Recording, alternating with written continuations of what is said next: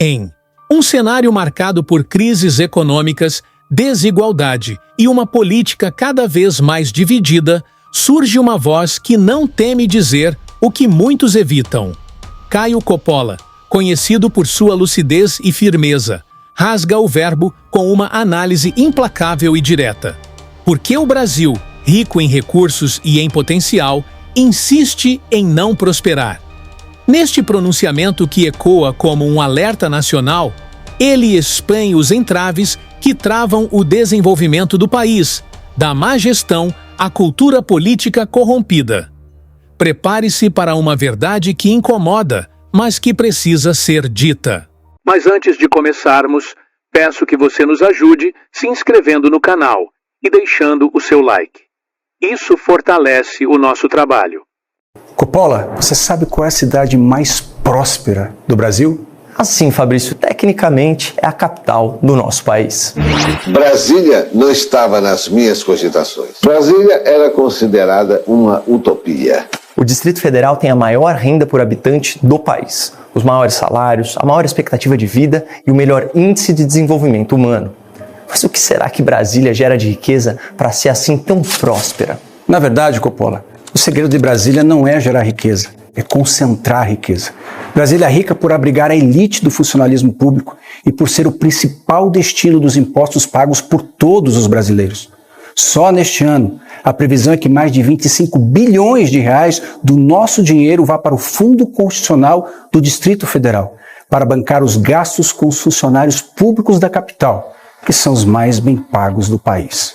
E não é só isso. Em 2024, a arrecadação de impostos federais teve uma alta real de quase 10%, somando 2 trilhões e 600 bilhões de reais. É mais um recorde do Lula.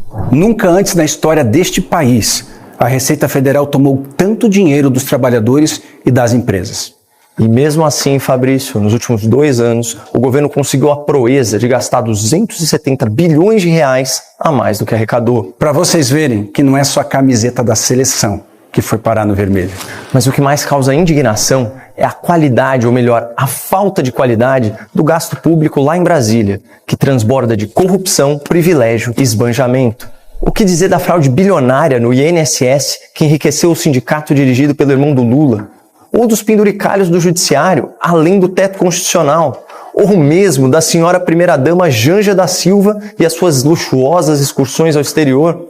Ela faz viagem porque ela foi convidada para fazer uma viagem e não foi pouca coisa. Não foi pouca coisa. E ela vai continuar fazendo o que ela gosta. Porque a mulher do presidente Lula não nasceu para ser dona de casa.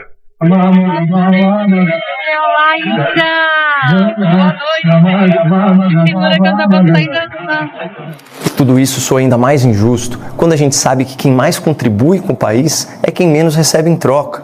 Isso ficou evidente nas enchentes no Rio Grande do Sul, uma tragédia que escancarou a incompetência e a desarticulação do governo federal em situações de crise. O governador Jorginho Mello informou que um caminhão que levava doações no Rio Grande do Sul foi multado. Multaram um carro aqui da Defesa Civil de Florianópolis, então não é conversa mole, não. Tem gente que, em vez de ajudar, atrapalha. A NTT lá tá mandando abrir. Excesso de carga, isso é uma vergonha. Isso é uma vergonha. Após as denúncias na imprensa, o protocolo de abordagens foi flexibilizado e as autuações foram anuladas.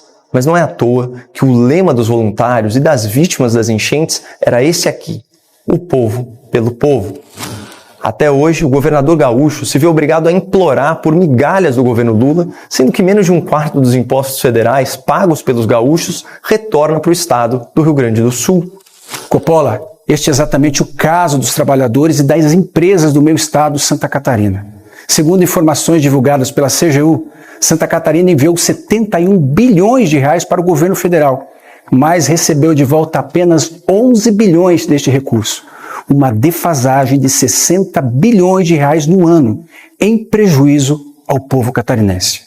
Os números atualizados oscilam, mas a estimativa é que cada 100 reais que Santa Catarina envia ao governo Lula, menos de 15 reais retornam ao Estado. Tá, mas espera aí, Fabrício. Por acaso alguém acha que essa é uma forma justa ou eficiente de usar o recurso público? Olha, Muita gente está fazendo esse questionamento. Até porque todos os estados da região sul, sudeste e centro-oeste enviam muito mais recursos para Brasília do que recebem de volta. É preciso reestruturar esse pacto federativo, porque a vida das pessoas acontece nas cidades e nada mais justo do que investir o dinheiro do contribuinte mais perto de onde ele mora. E nada contra ajudar os nossos compatriotas de outros estados, especialmente diante de uma calamidade pública.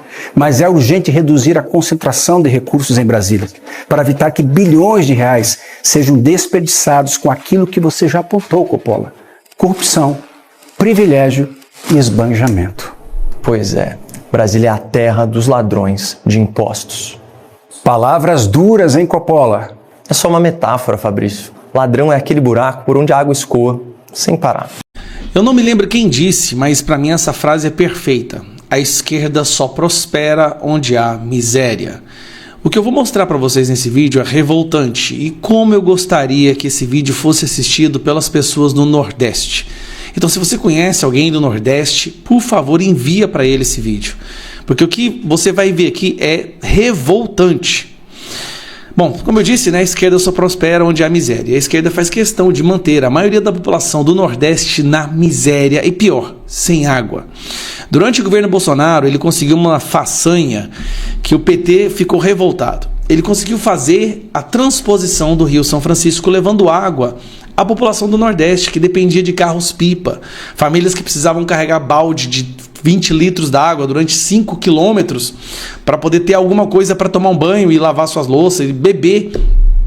Pois o Bolsonaro foi lá imediatamente com o Tarcísio e concluiu a transposição do Rio São Francisco. Uma promessa do PT de mais de 20 anos e que eles nunca iriam terminar. Porque se terminassem, aquele povo ia crescer, ia evoluir, né? Ia sair da miséria e provavelmente não votariam mais no PT. Mas não entregar uma obra dessa importância, a gente até entende como sendo estratégia política. Agora, destruir isso, aí já é coisa do demônio. Recentemente esse vídeo aqui começou a circular. Um cara lá no Ceará, foi uma dessas regiões onde o PT e o Lula fechou as bombas, né, bloqueou a transposição, não está deixando a água passar. E ele disse isso aqui, ó. Fala, meu amigo Francisco Melo, nós estamos aqui direto da transposição do Rio São Francisco aqui no Ceará. Esse, meu povo, para quem está chegando aí, é o eixo norte da transposição do Rio São Francisco. Hoje, dia 2 de maio de 2025, vim gravar aqui só para confirmar que já tinha tido as informações que estava seco o canal.